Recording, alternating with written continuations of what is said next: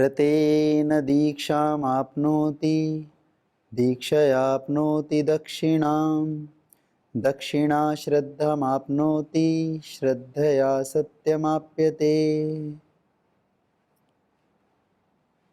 जीवन का सत्य तो यही है कि अंततः व्यक्ति को उस पर ब्रह्म में, इस ब्रह्मांडीय चेतना में विलीन तल्लीन हो ही जाना है।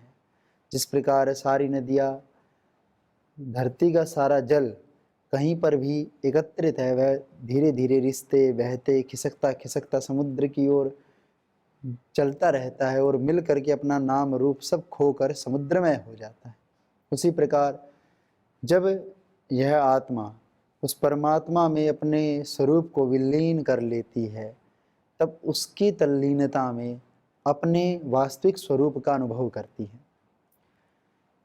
सत्य हमारी आंखों के सामने होता है, किंतु जैसे बादलों के सामने आने से सूर्य का प्रकाश अथवा सूर्य अदृश्य हो जाता है, उसी प्रकार से कुछ जो चित्त की मलिनता है उसके कारण से हम अपने उस वास्तविक स्वरूप को देख नहीं पाते, उसका आभास नहीं कर पाते। व्रत से व्यक्ति दीक्षित होता है, किसी दृढ़ संकल्प से।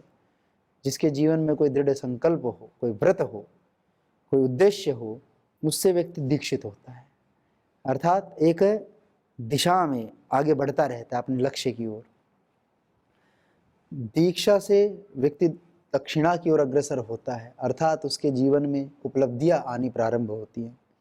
दक्षिणा से व्यक्ति के भीतर अपने कार्य, अपने उद्देश्य, अपने लक्ष्य, अपने संकल्प, अपने व्रत के प्रति और अधिक दृढ़ता होती है। वही दृढ़ता की पराकाष्ठा श्रद्धा है, और श्रद्धा व्यक्ति को सत्य से के सम्मुख खड़ा कर देती है, हम सत्य को प्राप्त कर लेते हैं। इसीलिए भारतीय संस्कृति में, भारतीय परंपरा में व्रत शब्द बहुत अधिक महिमाशाली है। व्रत का अभिप्राय किसी संकल्प को दृढ़ता से अपने भीतर धारण करना, और उस संकल्प में जीने का नाम दीक्षा, उसमें दीक्षित होना। तो छोटे छोटे व्रत हमको जीवन में लेने चाहिए, ऐसे व्रत जो जिससे हम तो अधर्म से, पाप से बचे रहें, हम व्रत से, मर्यादा से, पापों से बचे रहते हैं। यदि मेरे जीवन में संकल्प हैं, श्रेष्ठ व्रत हैं, श्रेष्ठ व्रतों का मैं आचरण करता हूँ, तो पाप की ओर जाने की संभावना कम हो जाती है।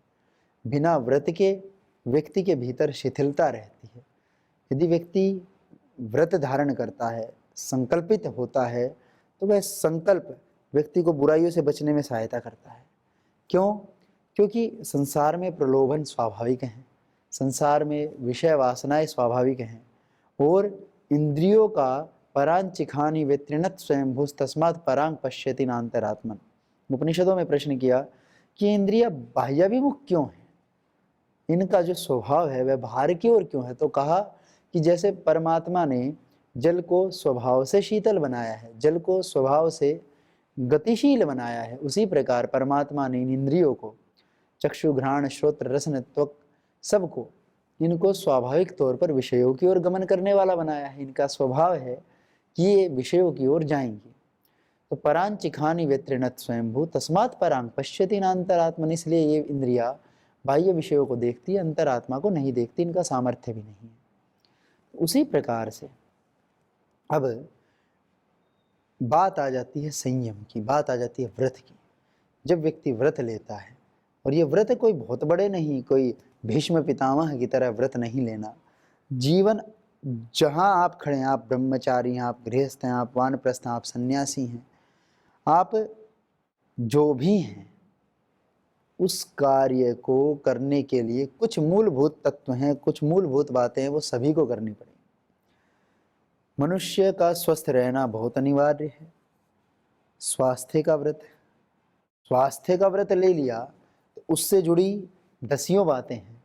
जो व्यक्ति कि मैं स्वस्थ रहूं, कभी भी मुझे अपने जीवन में किसी का सहारा न लेना पड़े, मुझे बड़े बड़े रोग, बड़ी बड़ी बीमारियां तो दूर, cancer, heart attack, lung failure, kidney failure, ये तो बहुत दूर, मुझे सर्दी खांसी जुकाम सिर दर्द भी ना हो, इतना स्वस्थ मुझे रहना है। ऐसे स्वस्थ रहने का संकल्प बहुत बड़ा संकल्प है, सुनने में बहुत सरल सा शब्द है, किंतु इसे जीने के लिए दसियों बातें आपको अपने जीवन में उतारनी पड़ेंगी, आपको अपनी मर्यादा में, अपने आचरण में उतारनी पड़ेंगी। 10 बातों का संकल्प लेना पड़ेगा, व्रत लेना पड़ेगा, तब जा कर के आप स्वास्थ्य के व्रत को पूरा कर सकते हैं। प्रथम, स्वस्थ रहने के लिए समय पर सोना, समय पर उठना, अपवाद को छोड़ करके। यह सब जगह रहेगा कि अपवाद तो कभी भी हो सकता है, कोई ऐसे फंक्शन हो, कोई अवसर हो जिन पर रात भर जगना पड़े, किंतु सामान्य तौर पर व्यक्ति को समय से सोना, समय से उठना, नियमित निद्रा लेना, संयमित निद्रा लेना, बहुत कम भी नहीं, बहुत ज़्यादा भी नहीं, अपने आँखों का ध्यान रखना, दांतों का ध्यान रखना, कानों का ध्यान रखना, अधिक टीवी अथवा फ़ोन को इतना न देखना कि आंखें खराब हो जाएं, कानों में लीड या ईयरबड्स इस तरह से न डालना कि ईयर ड्रम है वह खराब होने लग जाए। नासिका का ध्यान रखना, अपने दांतों को साफ रखना, आँखों में दृष्टि डाल सकते हैं जिससे कि आंखें स्वस्थ रहें। आई फ्लू बहुत फैला, तो उसमें दृष्टि सौम्या, आई ग्रिड ड्रॉप ये बहुत कारगर हैं, उन्हें डालें तो आंखें स्वस्थ रहेंगी, कोई बीमारी होगी ही नहीं। हमारे साथ भी कुछ हैं जिनको हुआ आई फ्लू, और मैंने उनकी आंखों में देखकर ही उनकी आंखों में दवाई डाली, किंतु उससे पहले अपनी आंखों में दृष्टि डाली, तो मुझे तो नहीं हुआ। तो ऐसे आंखों का ध्यान रखें। औषध का सेवन करना अनिवार्य है। क्यों? क्योंकि रोग जाने अनजाने में, चाहकर न चाहकर कब किस प्रकार से घेर लेते पता नहीं होता। जिस तरह कोरोना की महामारी बढ़ी, तो जिनकी इम्यूनिटी अच्छी थी, इम्यूनिटी अच्छी किससे रहती है? आयुर्वेद शास्त्र में कहा आरोग्यम कटुतिक्तेषु, जो आरोग्य है वह कड़वे और तिक्त पदार्थों में है। इसलिए भारतीय परंपरा में मसालों का भी प्रावधान है, किंतु अधिक मात्रा में मसाले लेना हानिकारक होता है। संयम, ये तो हर जगह है, यह बात तो हर जगह लागू होती है कि जो भी अधिक मात्रा में किसी भी वस्तु का सेवन करेंगे वह हानिकारक होती ही है। तो आरोग्यम कटुतिक्तेषु, यदि कोई व्यक्ति अपने जीवन में जैसे पहले से ही वह ध्यान रखे नींब का, आंवले का, एलोवेरा का या करेले जैसे तिक्त पदार्थों का या आंवले के बने रसायनों का यदि प्रयोग कर रहा है, तो स्वाभाविक है उसकी इम्यूनिटी बढ़ी रहेगी, रोग प्रतिरोधक क्षमता बढ़ी ही रहेगी। तो ऐसे गिलोय का सेवन करना, तो यदि कोरोना के समय जो व्यक्ति कर ही रहा था पहले से, तो यदि महामारी आ भी गई तो उसका क्या बिगाड़ देगी? हम नहीं कह सकते संसार में किस प्रकार से कौन सा रोग कहाँ से घर कर जाए। बच कर के रहना पड़ता है, स्वस्थ रहना पड़ता है। स्वास्थ्य के व्रत के लिए कम से कम गिलोय का सेवन तो अवश्य करें, एक बात। और यह अनिवार्य हो जाता है। कोई व्यक्ति कहे कि मैं तो स्वस्थ हूँ, आगे पता नहीं कौन सा रोग आ सकता है, उससे बचने के लिए पहले ही सेवन कर ले गिलोय का, नींब का। नींब तो अचूक औषधि है ही इन सब बातों के लिए।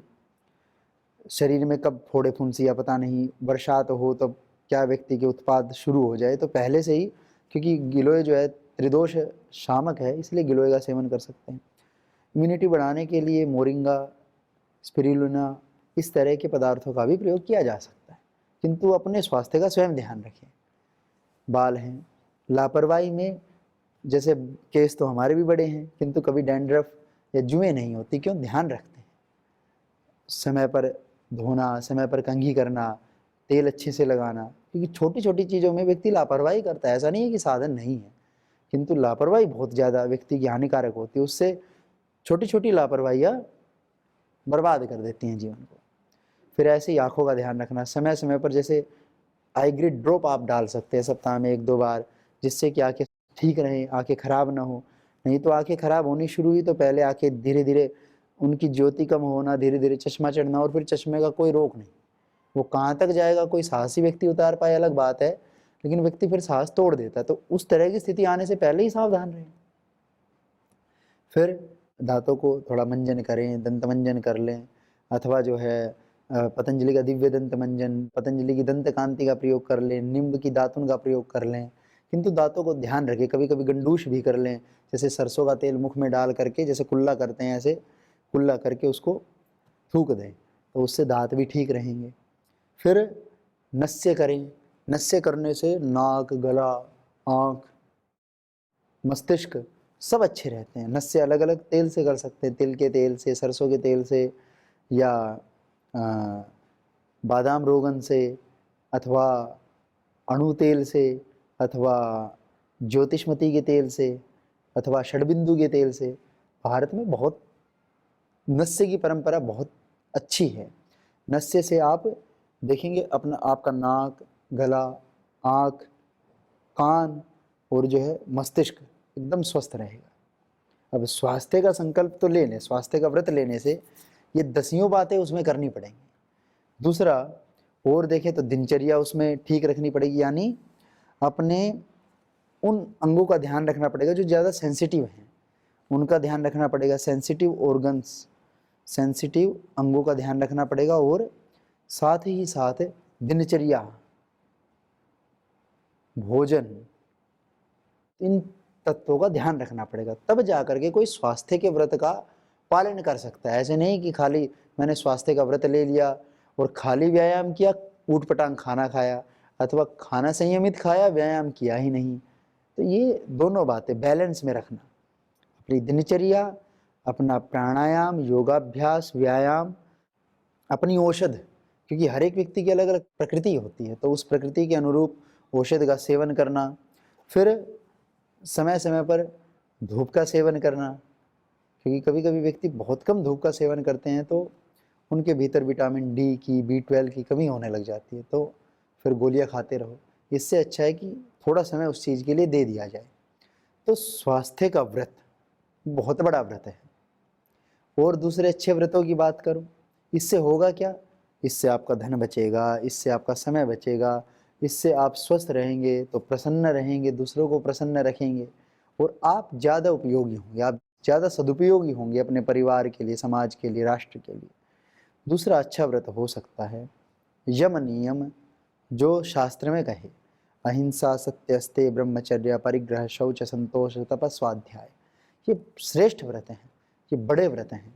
अहिंसा का व्रत, अहिंसा का व्रत देखिए, जाने अनजाने में कभी ना कभी व्यक्ति किसी न किसी से हिंसक प्रवृत्ति में आ ही जाता है, किसी न किसी के प्रति। तो यदि आपके जीवन में व्रत है, एक बात तो यह है कि बार बार व्यक्ति कभी आज लड़ाई झगड़ा करके आया, फिर अगले दिन सोचता है कि मैं आज से किसी को कुछ नहीं कहूँगा। व्रत, अग्ने व्रतपते व्रतम चरिष्यामि तच्छकेयम तन्मे राध्यतामिदम हम अनृतात् सत्यमुपैमि।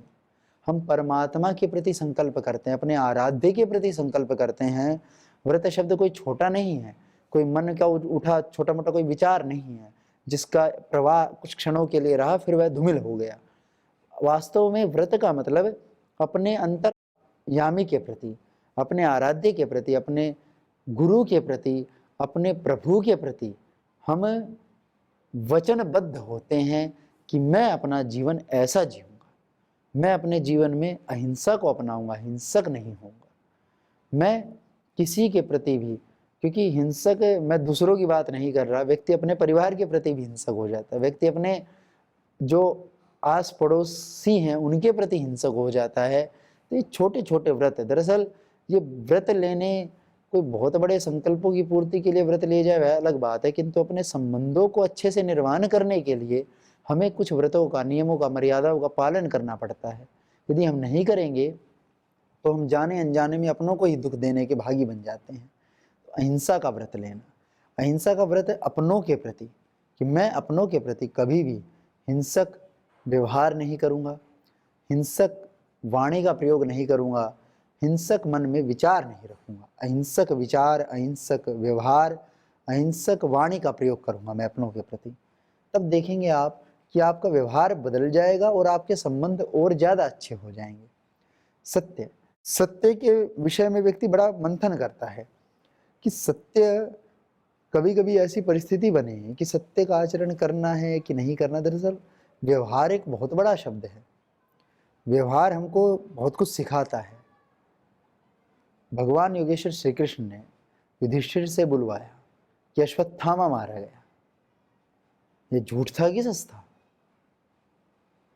झूठ यह है कि श्री कृष्ण ने युधिष्ठिर से झूठ बुलवाया, या झूठ यह है जो आचार्य द्रोण या आचार्य कृपा, जो भीष्म पितामह जानकर भी, देख कर भी, सब कुछ सोचते समझते हुए भी वे किस पक्ष में खड़े हैं, या झूठ की पट्टी जो उन्होंने आंखों पर बांधी हुई है, उनकी झूठ की पट्टी को तोड़ना यह सत्य है, या ये झूठ है? तो थोड़ा सा व्यक्ति विचलित हो जाता है, करूं क्या?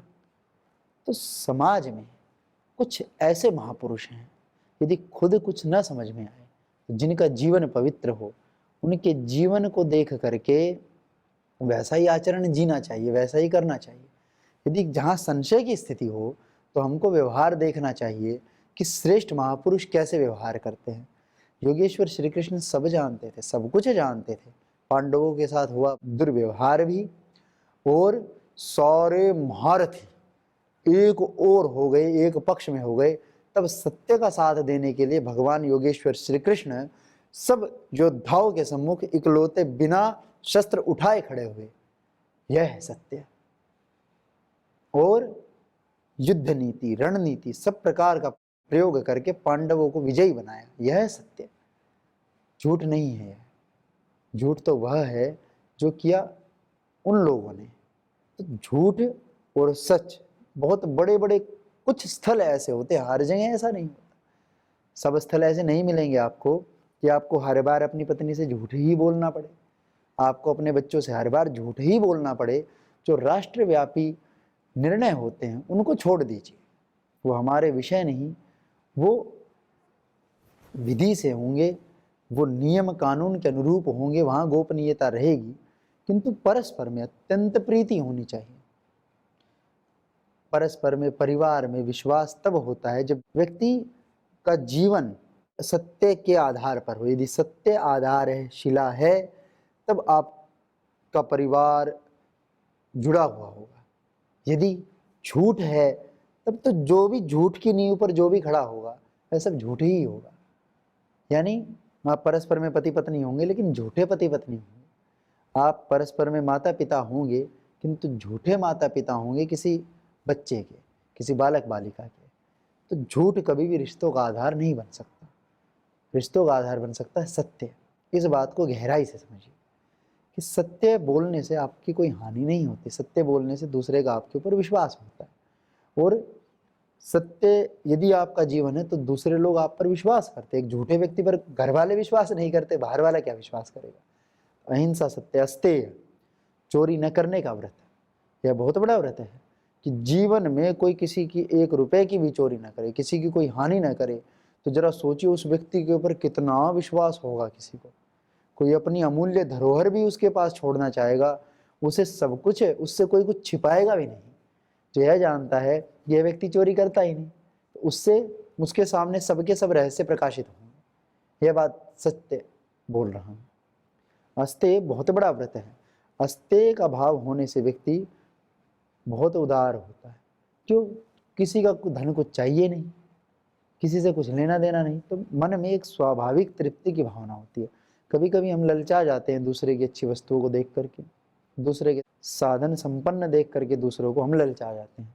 तो उससे बचने के लिए हम अस्तेय व्रत का पालन करें। ब्रह्मचर्य, ब्रह्मचर्य शब्द बहुत गहरा है। ब्रह्मचर्य का पालन किया मर्यादा पुरुषोत्तम श्री राम ने, ब्रह्मचर्य का पालन किया माँ सीता ने, ब्रह्मचर्य का पालन किया सभी लक्ष्मण, भरत, शत्रुघ्न और उन सब की भार्याओं ने। ब्रह्मचर्य का पालन किया योगेश्वर श्री कृष्ण ने। वे तो लिखते हैं श्री महाभारत में कि ब्रह्मचर्य महद घोरम तीर्थवा 12 वार्षिकम। 12 वर्ष तक हिमालय की कंदराओं में मैंने और मेरे समान व्रत का आचरण करने वाली रुक्मिणी ने, दोनों ने 12 वर्ष तक ब्रह्मचर्य की तपस्या की। हिमवतः पार्श्वमास्थाय यो मया तपसा अर्जितः रुक्मिण्याम यो अन्वजायत, कि रुक्मिणी से जो मुझे पुत्र उत्पन्न हुआ वह 12 वर्ष के ब्रह्मचर्य के पालन से उत्पन्न हुआ। सनत कुमार तेजस्वी प्रद्युम्न नाम में सुता। सनत कुमार सा तेजस्वी पुत्र हमें प्राप्ति हुई, प्रद्युम्न उसका नाम है। तो ऐसे तेजस्वी संतति की आपको प्राप्ति होगी ब्रह्मचर्य के पालन से, जो आपका यश, आपकी कीर्ति, राष्ट्र का गौरव बढ़ाने में सब प्रकार से समर्थ होगी। ब्रह्मचर्य बहुत बड़ा तत्व है। संयम रखना, अपनी इंद्रियों पर संयम रखना, अपनी वासनाओं पर संयम रखना, अपनी तृष्णाओं पर, इच्छाओं पर संयम रखना। ब्रह्मचर्य मात्र वासना तक सीमित नहीं है। वासना तो व्यक्ति के भीतर, कामना व्यक्ति के भीतर हर एक वस्तु की है। धन की कामना है, समृद्धि की, सम्मान की कामना है। जब कामनाएं पूरी नहीं होती तो कामात क्रोधो भी जायते। कामनाएं न पूरी होने से व्यक्ति क्रोध के आवेश में आ जाता है। क्रोधात भवति सम्मोह, क्रोध से सम्मोहित हो जाता है, स्मृति का विभ्रंश हो जाता है और व्यक्ति का सर्वनाश हो जाता है। इसलिए ब्रह्मचर्य बहुत बड़ा तत्व है। ब्रह्मचर्य से आप अपने जीवन में सब प्रकार की उपलब्धि प्राप्त कर सकते हैं, क्योंकि ब्रह्मचर्य से व्यक्ति के भीतर उत्साह रहता है, और उत्साही व्यक्ति के लिए कुछ भी कार्य दुर्लभ नहीं इस संसार में।